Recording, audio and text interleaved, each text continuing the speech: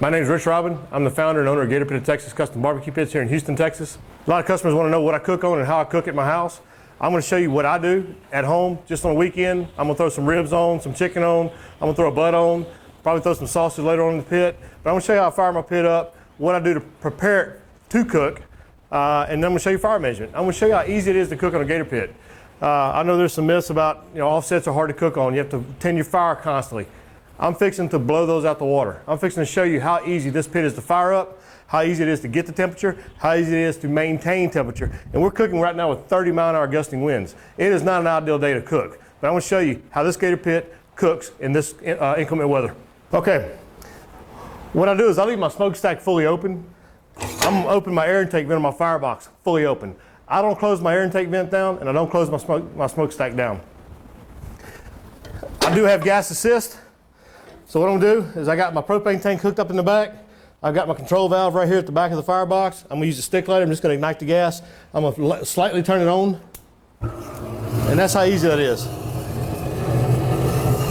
I'm gonna leave my door open. And I'm gonna wait till that wood gets lit.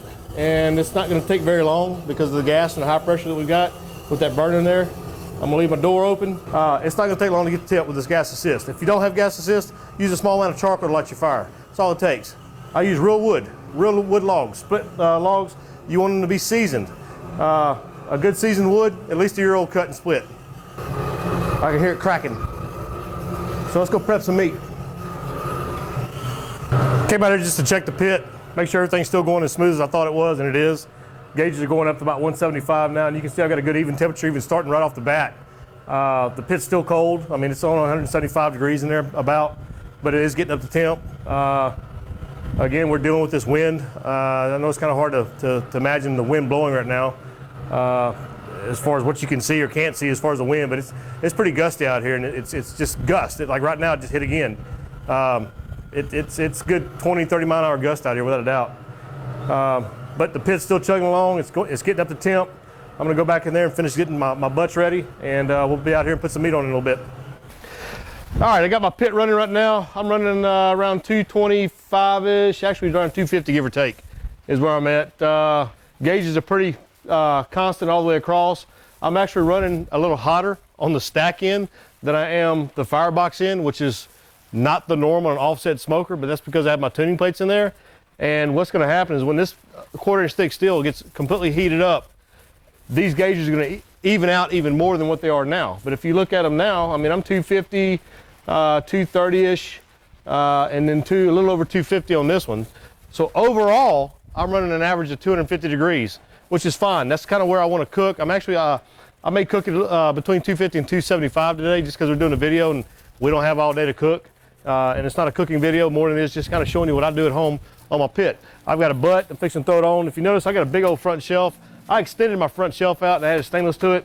It's easy to clean up. I get my meat pan on here. It doesn't interfere with my door. And I'm just gonna throw the butt over here on this end.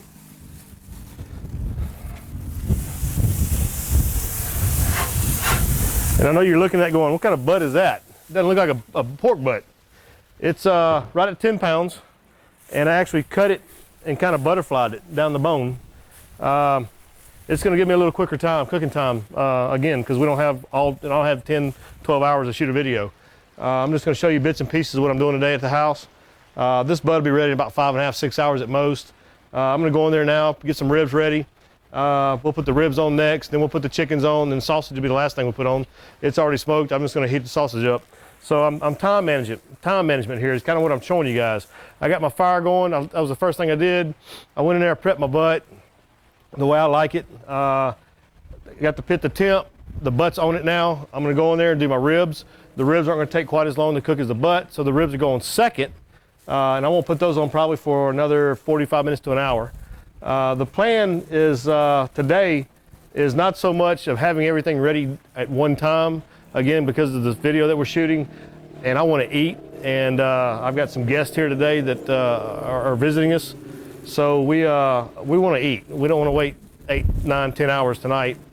So I'm going to cook everything a little hot and fast, and we're going to be eating ribs and chicken later before the butt's ready. That's it. All right, we're running between 250, 275 right now on the gauges, which is what I told you earlier I wanted to cook a little hot and fast. I'm gonna throw a couple racks of ribs on here. Got some St. Louis style or St. Louis trimmed ribs. I'm gonna throw them down here on the lower rack as well.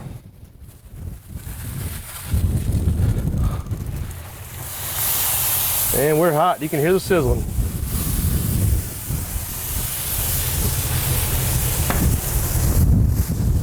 Butt's looking good, as you can see. Get a little zoom in on that.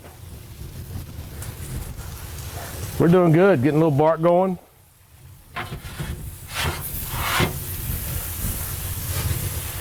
Again, my big old shelf there makes it easy to get my meat off and on.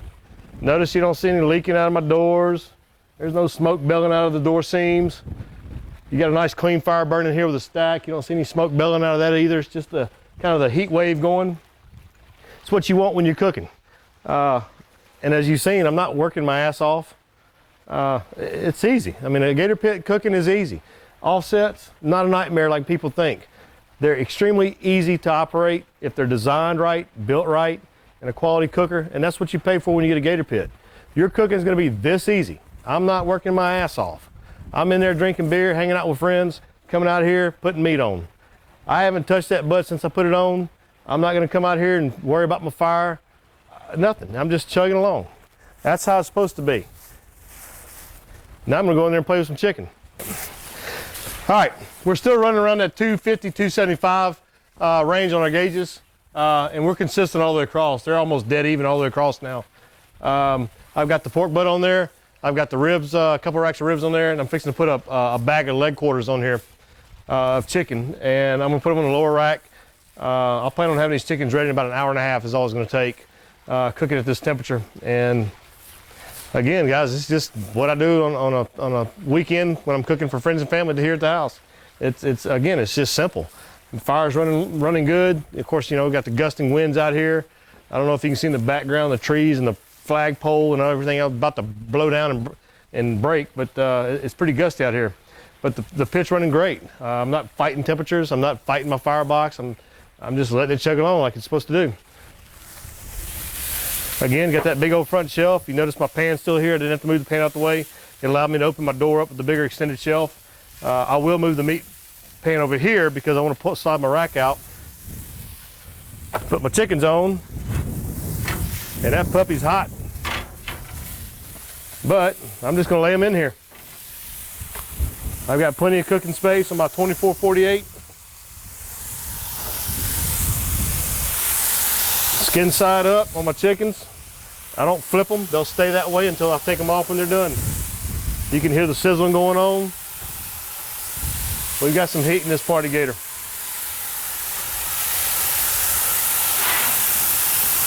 That easy, guys. Ribs are looking good. Got my ribs up on top. Starting to pull off the bones here.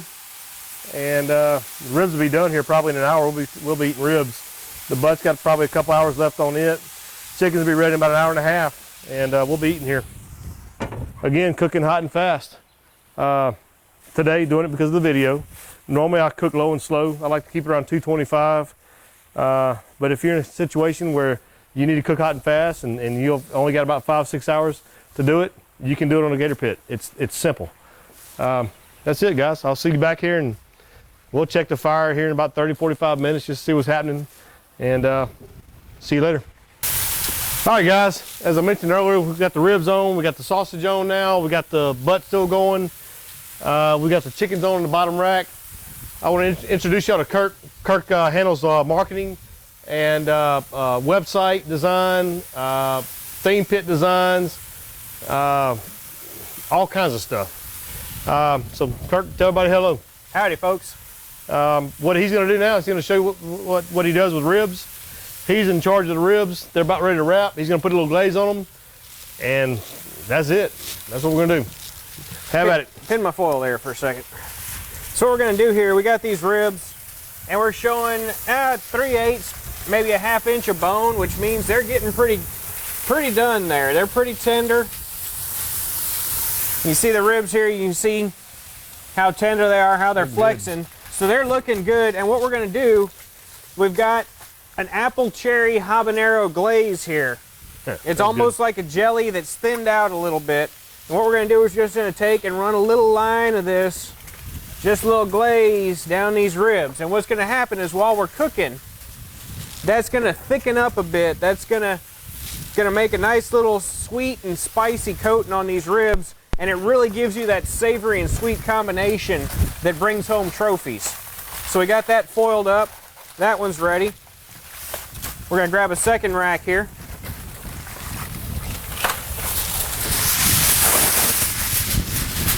We're still fighting this 20-mile-an-hour wind.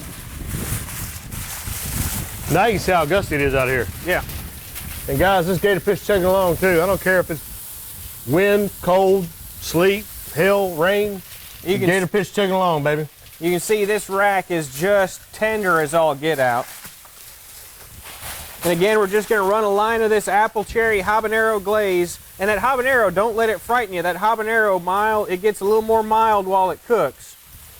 That looks good. It gives you the fantastic flavor on these ribs. A little savory and sweet, it's the way to go. We just take this foil, wrap it in, wrap up these ribs. We're just gonna take this right back on the pit. Throw them back on. Sausage is done. Nice thing about cooking sausage while you're cooking everything else, it gives you a little snack. You see it's got a nice little dark color from the smoke. It's splitting open a little bit, lets us know it's done, lets a little bit of that grease out. So there we go. There's something to eat while everything else is still cooking. Chicken's looking good. This pork butt, looking good. So we close up our gator and we keep on chugging. We're back. Kurt and me. The ribs, we pulled the chicken off, and it's done. Chicken was done in an hour and a half. We've got the ribs. We're fixing to take the ribs off and cut those. We foiled them earlier. They've only been foiled for maybe 30, 45 minutes, not a whole lot. Yeah. So overall cook time on the ribs has only been like 3 hours. Not a whole lot. Again, I told you we're cooking hot and fast, and chickens are done in an hour and a half. Ribs are done in 3 hours, and you're fixing to see what our 3 hour ribs look like. Kurt, let's show them what we got. Let's see. Show you what a properly cooked rib looks like here.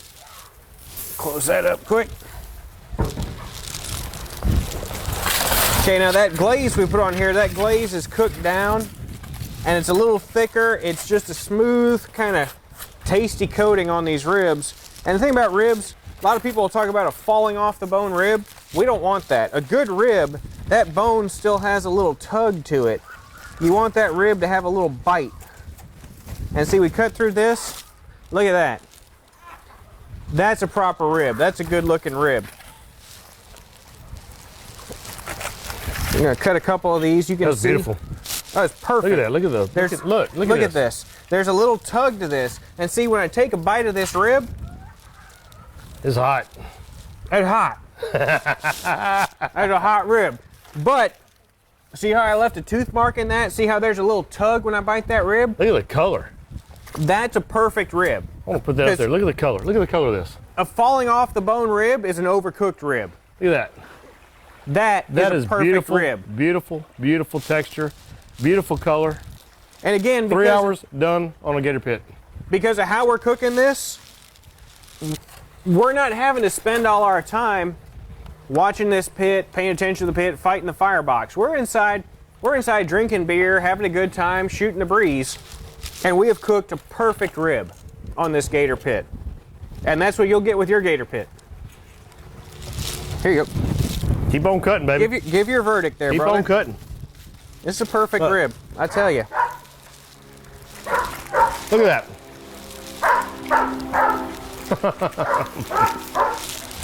3 hours on a gator pit's all it took. 3 hours on a gator pit is all it took. Guys, we don't just make pits. We don't just make gator pits. We cook on gator pits. We do this on the weekends because it helps us in designing pits and making them more fuel efficient, making the quality of the pits. This is why they are what they are. They're a gator pit.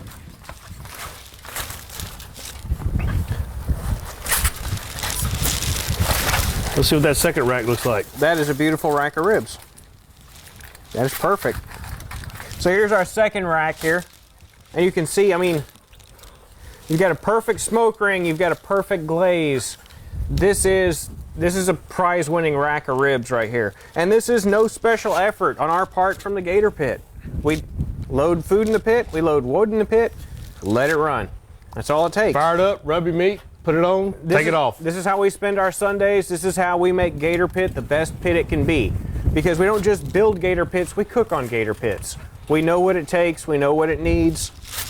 This is what you get. Notice in the background, notice the pit. No leaking smoke out of my doors. Gator pit is known for no leaking doors. This is a Look at this. fully flanged door. Don't fight those old retail store bought pits. They're not worth it. You're gonna spend $200-300, upwards of $500 on them. And guess what? You're gonna be out here working your ass off. We've been inside, actually I went and booked a Carnival cruise just now. That's what we've been doing while our meat's cooking. Yep. Drinking beer, talking, having a good old time. And drinking cold beverage. Pin that down for me, brother. We're gonna wrap our pork butt now. That's a 10-pound butt. Pork butt's doing good. It's about 165, 170 degrees right now. Look at the bark on it. Yeah, look at that's a beautiful bark. What we're gonna do now, we're just gonna wrap it, kind of get it to finish up a little quicker, put it back on the pit. This will help preserve some of those juices. And that's nice when you make that pulled pork. You save some of those juices inside the foil. You add it back to the meat after you pull it. Exactly. Gives you a nice juicy final product. Makes for some great sandwiches. If you want to do like a breakfast taco, you do some scrambled eggs. You take some pulled pork, throw in there a little pico de gallo. That is the best breakfast on the planet, bar none. So we got that done. We'll probably not have to add any more wood to our pit after this. We got enough heat in this pit. We got enough fire in this pit. We'll just let this wrap up, finish up about 200 degrees, call it a day. So there you see. God damn, it's good. All these stories you hear about how hard it is to cook on an offset, how you fight that firebox. Not true. Been inside, drinking, having a good time, booking cruises. You know? Life is good, baby. Life is fantastic. Life is good. We've already taken the chicken off, sausage off, ribs off. Y'all saw that earlier in the videos. Now I've got the pork butt. Pork butt's been on there for, I think we're 5 hours into it. Maybe 5.5 at most. It's got a good bark on it, as you can see right here. Looking good. It's tender. You got the bone there. Right here, I'm about to pop that out. Watch this. Huh? It just fell off. I didn't even pull it. It just fell. That's what you want on pork. Pull that bone out. The dog's gonna eat good tonight with that one. I'm gonna put this in a foil pan. I'm gonna save some of the juices in the foil, put all that in there. In fact, we're gonna throw that to the side, save that for the dogs later. And I'm gonna just dump this in here right now. Look at this. Look. It just falls apart. That is what you want. So we're gonna pull it right now. We're gonna take some rub. We're gonna sprinkle some more rub on it. Guys, look at that. Look, it's just, this is it. It doesn't get any better than this. We've had perfect ribs. We've had perfect chicken, perfect sausage. And now we have perfect pulled pork. It's just falling apart. Look, I'm just shaking it and it's falling. What do you think, Kurt? Looking good? Where the hell did that come from?